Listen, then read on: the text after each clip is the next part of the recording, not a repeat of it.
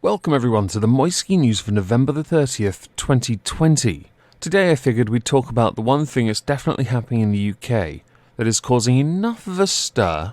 No, not the 100 MPs rebelling against the Conservative government with regards to the tiered lockdown system that the Bank of England alleges, yes, I'm back on topic here, could do more economic harm to the United Kingdom than coronavirus has. And I'm talking about Brexit if you haven't already worked it out. Because negotiations, in theory, are supposed to end tomorrow. On Saturday I noticed that no deal was trending. And this is because of a number of reasons. Firstly, if a deal isn't agreed upon by the 1st of December, it is more than likely there is no possible way a deal could be ratified through Parliament, therefore meaning no deal would happen.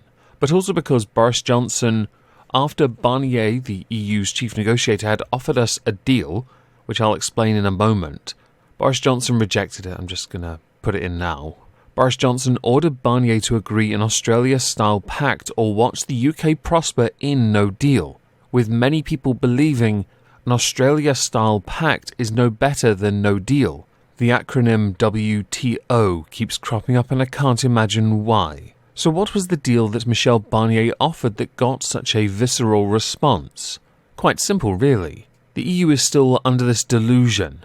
A delusion that they are entitled to access to the United Kingdom's waters. So their version of a deal is one where they will remain and retain rights to our waters to fish. To a certain degree. With that certain degree, their intention is, well, we'll do less. We'll fish less, you get some money out of it, and we still get fish. Right? Isn't that okay? I mean, you save 120 million of the 650 million we make a year from it. That's good, right? And the United Kingdom's response, much like the rest of the fishermen in the United Kingdom, has been pretty much, you can write off. They are our waters. That is our money. It is our ecosystem, not yours. You are not entitled to it. Therefore, it is not something you make a demand of having access to. In fact, you have to beg us to have access to it. In fact, if you really want to be British, you need a license for it. But don't worry, to the UK people watching this, we won't grant them a license, because we're dicks. In case you didn't know already, EU, we're not overly fond. And if it wasn't immediately apparent then, it should now be more than apparent we are not negotiating with terrorists. And just because Joe Biden is, perhaps, the president-elect, I've written here, if that farce election declares him the winner, then the UK does possibly have a number of problems when it comes to a possible President Biden run. And it all stems from the fact that possible president-elect Joe Biden is very much pro-Europe, but also an Obama sycophant. So everything that Obama said before he left office when it came to Brexit has been repeated verbatim by Joe Biden, because he doesn't have an original thought. He has to have them put in his head. Other thoughts that Joe Biden has would also include the fact that not only is he pro-Europe, but he's also Irish. And there I was thinking he was from Delaware, and therefore by extension American. To move on from that, but stay within the ballpark of Brexit, we should go back and quickly address the fact that the Bank of England believes that Brexit will hurt the UK economy more than the £200 billion the United Kingdom government has borrowed to cover the crowd or sheeple control experiment. This comes directly from the current Bank of England Governor Andrew Bailey, who believes that no deal before the transition expires could cause disruption to cross-border trade, which it will, damage the goodwill between London and Brussels. Well, that's their problem, not ours. We're too busy agreeing trade deals with Canada. That is in fact just a rollover of our current EU trade deal with Canada. Oh, and let's not forget the trade deal we've already agreed upon with Japan. Notice, we're on this.